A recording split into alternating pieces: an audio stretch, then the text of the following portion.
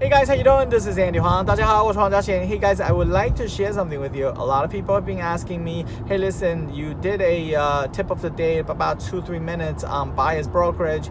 It sounds real, definitely interested. It's a career path we would like to pursue. Is it possible for you to go in detail? So I'm gonna do a little in depth right now. So obviously it's not gonna be 2-3 minutes, it's gonna be a little longer. I will also upload it to my YouTube channel so that way you could share it, you could download if you want to use it. So first things first, okay, you have to, there are a few different certifications and classes you can take. So that's how I started it. There's a class called Buyer's Brokerage. It's a one-day class, LIBOR officer, and if you're lucky, you'll be taught by Diane, my real estate mom, Diane Scalza. She's phenomenal. She's the reason why. She said, hey, if this is something that you really, if you think this is interesting, if you like it, then you really should check out the CBR class. That's how I got into the whole Buyer's Brokerage.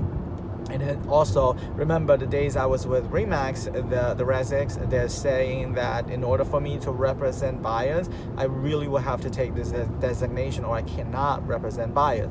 So obviously now it gives you a little history. So again, the one-day class on a buyer's brokerage is one-day class, typically around $75 to $125, and then the certified buyer's representative, the CBR designation, is $325. Again, price may change, so don't quote me on it. Okay, so just hover over to LIBOR, you'll be able to find out. So first thing I want to recommend is you have to have a policy. I was surprised to actually find out that a lot of people don't have a policy. So what I meant by policy is, do you answer calls at 11 o'clock at night? Do you answer calls at Saturday, 11 o'clock at night, or Sunday? Do you work on Saturdays and Sundays? So anything you do or don't do, you have to clearly, written out, printed out. I always have one, it's like a one-page or one-sheeter that I have it in the listing presentation, either for seller or buyer, because when it comes to policy, it's pretty similar. Okay, there are variations, for example, specifics regarding to buying a property or selling a property. So you could tailor according to that. However, I highly encourage you, just so that you have a standard form for everyone, because remember, fair housing, right? You have to watch out for discrimination. You cannot have, like for example, if you come over and I say, oh, by the way, I don't answer calls after 11 o'clock, I don't answer calls this and that, or anything I do not do, you have to make sure you're across the board standard for everyone. Because you can't have a set of standard for this clientele, but not for the other ones. So for example, if I'm Chinese and you're telling me that you do certain things or you don't do certain things, the next client could be Italian, and then if you don't have the same standard, that's when you get into trouble with DOS on discrimination. So please make sure you have that. Okay, and then next thing is you have to make sure you have all the disclosure forms. Okay, again, I did the tip of the day yesterday. There's so many people, even till today, they're still taken very lightly when it comes to the agency disclosure. They're saying that, oh, okay, because I across the board, I ask all the agents. And anytime when I sit with agents or with clients, I always ask them, for you to find out whether or not you're talking to someone who really knows what they're doing, very simple, ask them to explain to you what the agency disclosure is. I gotta tell you, I've talked to agents seasoned agents who's been doing this for 10 years.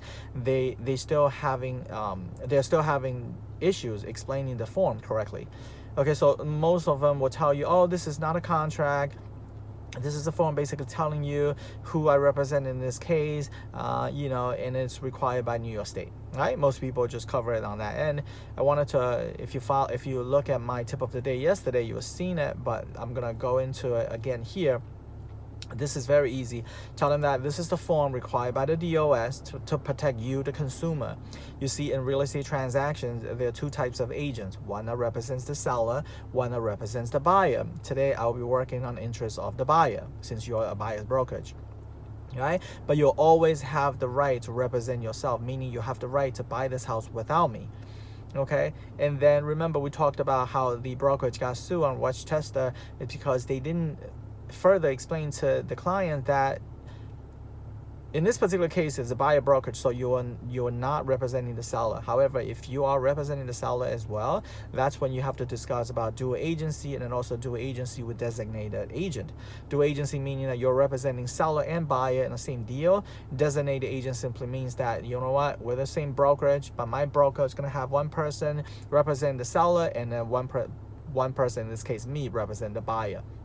All right, so again, it's very easy. If you have an issue, just remember the script. That's not from me, it's from my real estate mom, Diane, that in 30 seconds, you're covering your legal responsibilities as well as your disclosure. So I also post another clip and as well as a reading, 2-minute read on 10 things that most agents get sued. As you see it, okay, it revolves around you know, you're not doing things you're supposed to. For example, there's negligence. For example, there's breach of contract, there's breach of duty, fail to recommend inspections. So again, if you cover your ground, these are the things that you have to understand. When you take on a client, you have to always understand that you're fighting for this client's best interest. Okay, so once you understand that, you operate out of that, and you get a habit of kind of just flip through the code of ethics, then you really will protect yourself. Again, if you have any issues regarding, you know, buyer brokerage, please reach out to me. I'll be more than happy to sit down with you and help you further. So the few things that I discussed, you got to make sure you have your policies, and you got to make sure you treat everyone equally. You have to make sure that if it's a house before after 1938, the CO law came in effect. If it's before 1978, you have to ask for late paying disclosure. And most agents, when I see it, they automatically check off at the very bottom of that form. There are 3 places that you have to sign. The seller has to sign, initial, not sign it. Let me rephrase that. Seller has to initial, the agent has to initial, and the buyer has to initial, right? So there's at the lower portion, there's one that says you waive your 10-day period for lead assessment. Please make sure you clearly explain to them, because a couple of buyers that I talked to, they never knew what they initial. They just say, oh, this is just the seller tells us that there's no lead present in the house.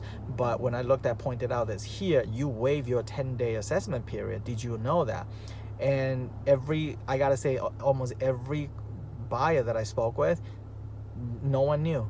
Oh, no one told us. They just say that, you know what, initial here, this tells you there's no lead paint. So you got to make sure that you cover that as well, because that's when you're going to get into trouble with breach of duty and also breach of contract.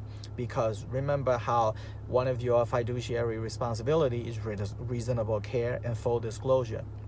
Right, so those are very, very important. Obviously, now we're pushing for about 8 minutes. I'm not gonna continue, because, like what I said, it's a full day class from 9 to 5, or a 3-day class. So there's no way for me to kind of just tell you. But I think I've covered all the important grounds.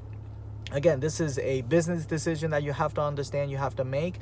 Would you like to pursue down to just selling instead of buying? Because obviously, when you represent the seller, you're just, you know, you're the listing agent, right? So your fiduciary responsibility goes with the seller. Same thing. If you're switching, if you think of it this way, a reverse role. Now you're not representing sellers, you're representing buyers. So depending on where you are, depending on your market conditions, you may have more people looking to buy, less people looking to sell. That's an excellent time frame for you to get into buyer's brokerage.